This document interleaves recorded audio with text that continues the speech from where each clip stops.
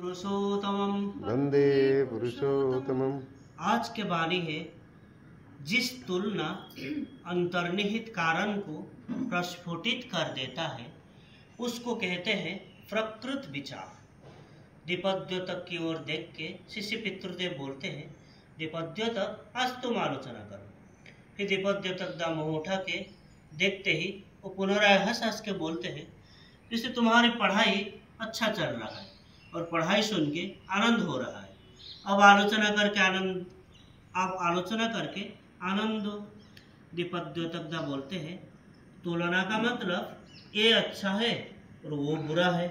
जैसे पितृदेव बोलते हैं, जैसे इसका मतलब ये किताब अच्छा है वो किताब बुरा है, इसका मलाट सुंदर है परिष्कार है और उसका मैल है गंदे है। ऐसा है क्या?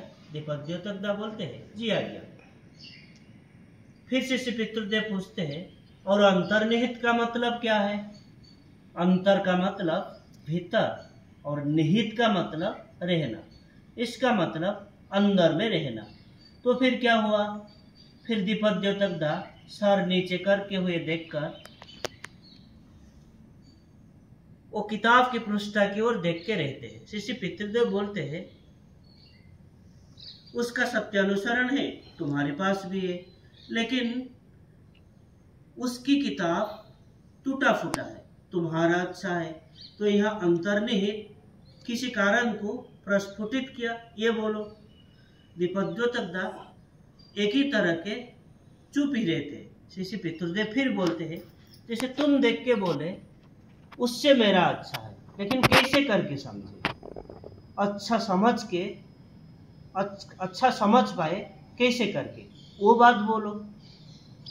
फिर द्विपद्योतक को फिर भी निरुत्तर देखकर वो मुक्तिदा को वही सवाल पूछते हैं।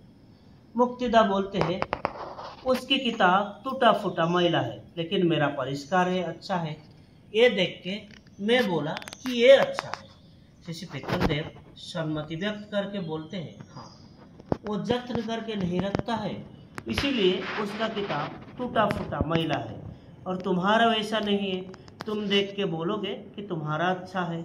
और अंतर्निहित कारण यहाँ क्या है? ये होता है कारण जो टूटा फूटा या मैला या अजत्न में रखे थे। और ये सब कारण देख के तुम बोलोगे कि तुम्हारी किताब अच्छा ना क्या है।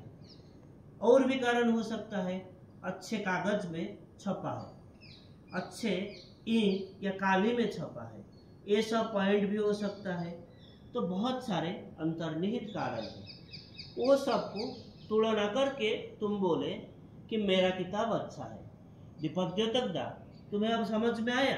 फिर द्विपद्योतक सर हिला के सम्मति व्यक्त करते हैं। शिष्य पितृदेव पूछते हैं, अंतर्निहित कारण का मतलब क्या है? द्विपद्योतक बोलते हैं, अंतर का मतलब भीतर और निहित का मतलब रहना, और अंतर्निहित कारण का मतलब अंदर का कारण। तो फिर शिष्य पितृदेव पूछते हैं, तो फिर पूरा विषय क्या हुआ? फिर वो उत्तर देते हैं, अंदर के कारण देख के मैंने विचार किया, मेरा किताब अच्छा है दूसरों का किताब बुरा है। हाँ, ऐसे अंदर के कारण का मतलब ठीक ठीक कारण देख के दोनों किताब के अंदर तुलना किया और बोला कि ये अच्छा है और ये बुरा है। ऐसे तुलना करना ही होता है प्रकृत विचार। फिर लड़का लड़कियों की ओर देख के फिर पूछते हैं, और सब समझ पाए या ना पाए ये पूछते ही सब सर हिला के सम्मति व्यक्त करते हैं। शिष्य पितृदेव बोलते हैं, अच्छा ही बोला है मोटा मोटी। क्या कहते हैं? नानीदा को प्रश्न करते हैं। नानी गोपाल चक्रवर्ती बोलते हैं, जी आज्ञा, सब अच्छा बोले हैं।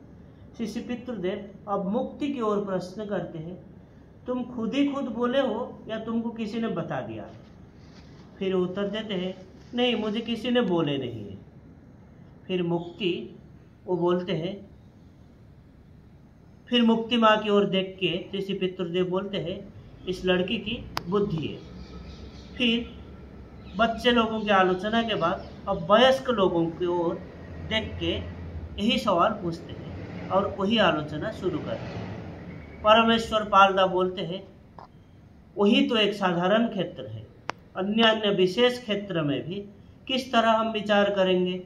श्री पितृदेव बोलते हैं हर क्षेत्र में भी होगा। जैसे मरामरी करना, झगड़ाझाटी करना, सर्व क्षेत्र में भी ये प्रযোज्य है। शायद कोई हत्या किया है और देख के ये समझा गया कि ये आदमी पागल है और ये उसकी अंतर्निहित कारण है। फिर शायद कहीं स्वामी स्त्री के बीच में झगड़ा हो रहा है, स्वामी स्त्री को मारा है, अंतर्निहित कारण ढूंढ के समझा गया इसीलिए वो मारा है। दोष स्त्री की है, कारण ढूंढने जाकर ये समझ में आ गया। ये घटना इष्ट प्रसंग से 28 नवंबर 76 से लिया गया। आज के लिए इतना है। वंदे पुरुषोत्तमम्। वंदे पुरुषोत्तमम्। जय।